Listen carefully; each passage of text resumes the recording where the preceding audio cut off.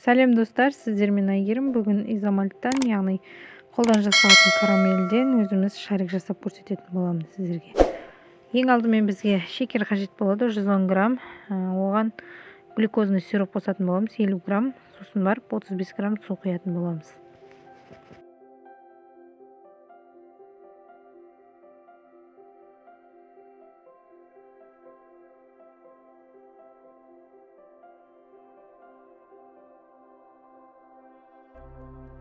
Міне суымызды құйып алдық. Енді массамызды отқа қоятын боламыз. Отымызда 150 градусқа дейін қайнау керек біздің сұйықтығымыз.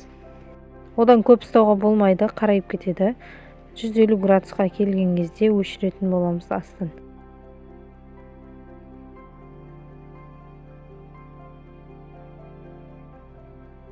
Біздің массамыз 150 градусқа жетті. Енді краситель қосып, тез қимылдайтын боламыз, өйткені біздің карамеліміз қатып қалады. Сол себепті жұмысты тездетіп істейтін боласыздар.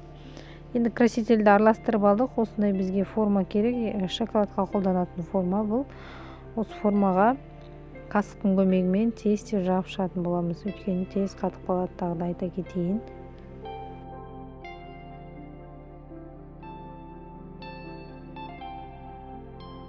Достар, әлі де каналыма жазылмаған болсаңыз, каналыма жазылып, қоңыраушаны басып, все дегенді белгілеп кетіңіздер, алдағы рецепттерді жіберіп алмайтын боласыздар.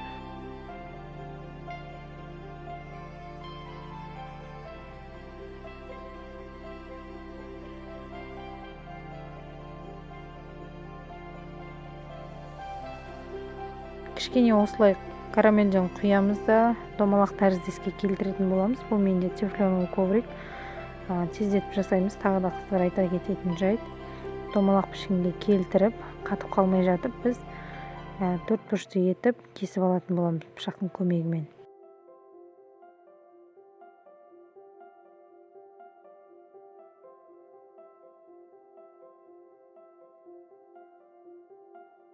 Міне кесіп алдық, қатып қалды мендегісі, бастары сәл төрт бұрышты формаға келмей тұр. Сонда да жарайды. Сол себепті тағы да айтамын. Сол үшін міндетті түрде тез қимылдап жасауымыз керек мұнда. Енді бізге мастика қажет. Қардың формасын жасайтын боламыз. Мастика және де қардың формасы қажет болады.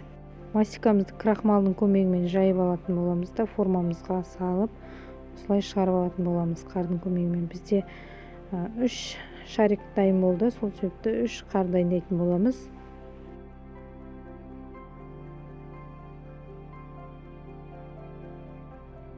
Шариктерімізді алмас бұрын алдын ала қолымызға перчатка киеміз, өйткені біздің шариктерімізге саусағымыздың іздері қалып қояды. Сол себепті міндетті түрде перчатка киіңіздер. Енді осының ішіне қарымызды жабыстырып аламыз да екінші бөлігін жабыстыратын боламыз.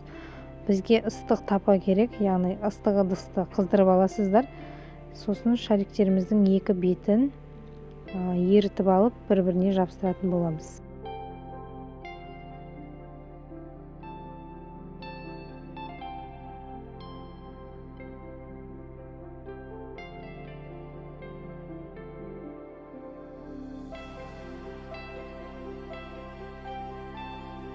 Шариктерімізді ақырындап жасаймыз, өйткені біздің шариктеріміз тез сынғыш болып келеді. Сол себепті соған да мән беріңіздер.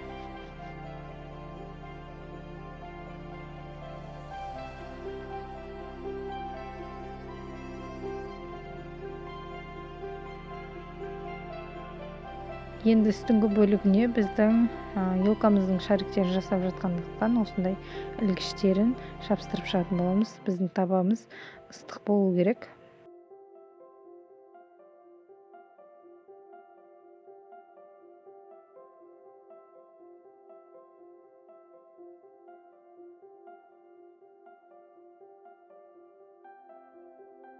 Міне достар, біздің елкамызға арналған шариктер дайын болды. Сіздерге ұнаған болса, каналыма жазылып, қоңыраушаны басып қойыңыздар. Сіздермен болған Айгерім.